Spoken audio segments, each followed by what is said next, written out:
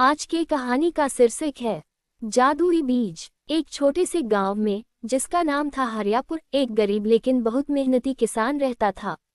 उसका नाम था रामदीन। रामदीन की उम्र 50 के आसपास थी। उसके पास सिर्फ 2 एकड़ जमीन थी, एक पुरानी सी झोपड़ी और एक बैल। उसकी पत्नी का नाम सावित्री था। दोनों मिलकर दिन रात मेहनत करते थे। उनके 2 बच्चे थे, बड़ा बेटा सूरज जो 12 साल का था और छोटी बेटी गुलाबी जो 8 साल की थी।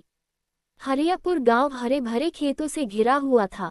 चारों तरफ नदी बहती थी, जिसका पानी साफ और मीठा था। गांव वाले ज्यादातर किसान थे। कुछ अमीर थे जिनके पास बड़े बड़े खेत और मशीनें थीं, लेकिन रामदीन जैसे गरीब किसान सिर्फ अपनी मेहनत पर निर्भर थे। रामदीन सुबह सूरज निकलने से पहले उठ जाता, बैल को जोतता और खेत में काम करता। शाम को थक हार कर घर लौटता, लेकिन कभी शिकायत नहीं करता। मेहनत कभी व्यर्थ नहीं जाती। वह अपनी पत्नी से कहता, भगवान देखते हैं। सावित्री मुस्कुराकर जवाब देती, हाँ जी, लेकिन कभी कभी लगता है कि हमारे बच्चे भी अच्छी पढ़ाई करें और आगे बढ़ें। सूरज स्कूल जाता था। वह पढ़ाई में तेज था, लेकिन किताबें महंगी होने के कारण अक्सर पुरानी किताबों से पढ़ता। गुलाबी घर पर माँ की मदद करती और छोटे मोटे काम सीखती। रामदीन परिवार खुश था, भले ही पैसा कम था। एक दिन गांव में एक बड़ा मेला लगा। दूर दूर से लोग आए थे। रामदीन ने सोचा कि बच्चों को घुमाने ले जाए। थोड़ी पूंजी बचाकर वह परिवार सहित मेला गया। मेला रंग बिरंगा था, झूले, खेल, मिठाइयाँ, खिलौने और तरह तरह के सामान। बच्चे खुशी से उछल रहे थे। रामदीन एक छोटी सी दुकान के पास रुका। दुकान पर एक बूढ़ा आदमी बैठा था। उसके पास कई तरह के बीज, फूलों के पौधे और कुछ अनोखी चीजें रखी थी।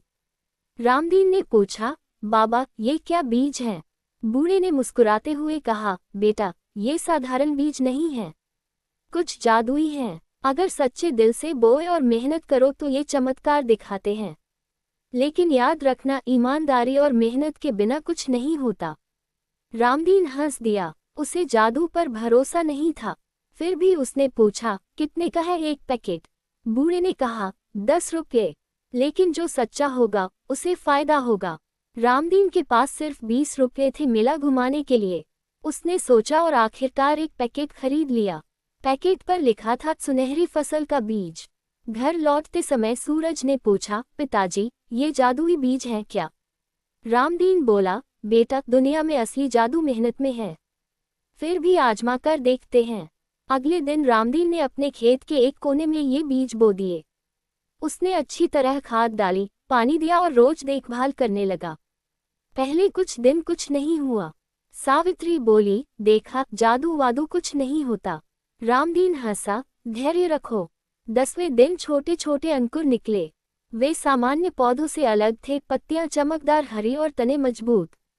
रामदीन खुश हुआ। उसने और ज्यादा ध्यान दिया। पड़ोसी किसान हंसते, रामदीन, क्या तू जादू टोना कर रहा है? रामदीन जवाब देता, नहीं भाई, बस मेहनत कर रहा हूँ। धीरे धीरे पौधे बड़े होने लगे। लेकिन एक समस्या आई। गांव में अचानक सूखा पड़ गया। नदी का पानी कम हो गया। कई किसानों की फसल सूखने लगी। रामदीन के अन्य खेत भी प्रभावित हुए, लेकिन उसकोने वाले पौधे अजीब तरह से हरे भरे रहे। वे कम पानी में भी बढ़ रहे थे। रामदीन रोज सुबह शाम पानी ढोता। बैल की मदद से छोटी नाली बनाई ताकि थोड़ा पानी बच जाए। बच्चे भी मदद करते। सूरज स्कूल से आकर पानी लाता। गुलाबी पौधों के आसपास घास साफ करती। एक रात तूफान आया, तेज हवा और बारिश। रामदीन रात भर जागकर खेत की रखवाली करता रहा। सुबह जब तूफान थमा तो देखा कि ज्यादातर पड़ोसियों की फसल बर्बाद हो गई थी, लेकिन उसके जादुई पौधे टिके हुए थे। कुछ पत्तियां टूटी थीं, लेकिन जड़ें मजबूत थीं। इस घटना से गांव वालों को आश्चर्य हुआ। एक अमीर किसान लाल सिंह, जो गांव का सबसे बड़ा जमींदार था, रामदीन के खेत देखने आया। लाल सिंह के पास बहुत जमीन थी, लेकिन वह लालची था। गरीबों को कम मजदूरी देता और कभी मदद नहीं करता। लाल सिंह ने कहा, रामदीन, ये बीज कहाँ से लाए? मुझे भी दो, मैं तुम्हें अच्छा दाम दूंगा। रामदीन ने सच्चाई से बताया, भैया, मेला में बूढ़े से खरीदा था, लेकिन बाकी बीज मैंने नहीं रखे। जो बोए हैं उन्हें संभाल रहा हूँ। लाल सिंह ने जोर दिया, बीज दो, वरना तुम्हारा खेत ले लूंगा। रामदीन डरा नहीं, उसने कहा, मेरे पास बीज नहीं है और खेत मेरी मेहनत का है। लाल सिंह गुस्से में चला गया। समय बीतता गया, पौधों में फूल आने लगे। फूल सुनहरे रंग के थे, जैसे सोने की पत्तियां। फिर फल लगे, बड़े बड़े चमकदार पीले फल। जब फल पके तो रामदीन ने एक तोड़ा। अंदर से मीठा रस निकला और स्वाद अनोखा था, न तो आम जैसा, न केला, बल्कि कुछ नया और बहुत स्वादिष्ट। रामदीन ने परिवार को दिखाया। सब खुश हुए। सावित्री बोली, अब हम इन्हें बाजार में बेचेंगे। रामदीन ने कहा, पहले गांव वालों को बताते हैं, जो सूखे से परेशान हैं, उन्हें मदद करेंगे। उसने कुछ फल गांव वालों को बांट दिए। जिन्होंने खाए वे तारीफ करने लगे, ये तो अमृत है। लोग कहने लगे। खबर दूर दूर तक फैल गई। शहर से व्यापारी आए, उन्होंने फल देखे और कहा, ये बहुत कीमती हैं, हम इन्हें विदेश भी भेज सकते हैं। रामदीन ने फैसला किया कि वह खुद फल बेचेगा, लेकिन लाल सिंह ने फिर दखल दिया। उसने गांव के मुखिया से शिकायत की कि रामदीन ने जादुई बीज चुराए हैं और पूरे गांव को नुकसान पहुंचा रहा है। मुखिया ने रामदीन को बुलाया। गांव की पंचायत लगी। लाल सिंह बोला, ये बीज पूरे गांव के लिए हैं। रामदीन ने अकेला फायदा उठाया, इसे सजा दो। रामदीन शांत रहा। उसने कहा, मैंने कोई चोरी नहीं की। जो बीज मिले उन्हें मेहनत से बोया, पानी धोया, तूफान में बचाया। जो मेहनत करेगा उसे फल मिलेगा। एक बूढ़े किसान ने समर्थन किया, रामदीन सच्चा है, उसने हमें फल बांटे भी। लाल सिंह तो कभी किसी की मदद नहीं करता। पंचायत में बहस हुई। आखिरकार फैसला हुआ कि रामदीन के फल उसके हैं, लेकिन वह गांव वालों को बीज का तरीका बताएगा ताकि सब लगा सकें। रामदीन ने खुशी से माना।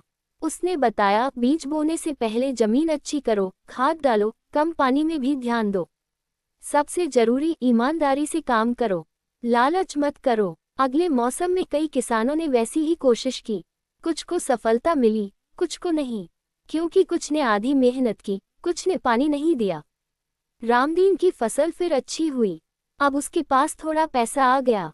उसने बच्चों की पढ़ाई पर खर्च किया, सूरज को अच्छी किताबें खरीदी, गुलाबी को नई पोशाक दी, झोपड़ी भी सुधारी। लेकिन रामदीन बदल नहीं गया। वह अभी भी गरीबों की मदद करता, पड़ोसियों को सलाह देता। लाल सिंह को भी उसने एक बार फल दिए जब उसकी फसल खराब हुई। लाल सिंह शर्मिंदा हुआ और धीरे धीरे उसका लालच कम हुआ। एक दिन वही बूढ़ा मेलेवाला गांव आया। रामदीन ने उसे पहचाना और सम्मान दिया। बूढ़े ने कहा, बेटा, तुमने साबित कर दिया कि जादू बीज में नहीं, इंसान के दिल और मेहनत में होता है। ईमानदारी सबसे बड़ा जादू है। रामदीन मुस्कुराया, आपका बीज सिर्फ शुरुआत था, असली जादू तो भगवान की दी मेहनत है। समय के साथ हरियापुर गांव समृद्ध हो गया। रामदीन का परिवार खुशहाल रहा।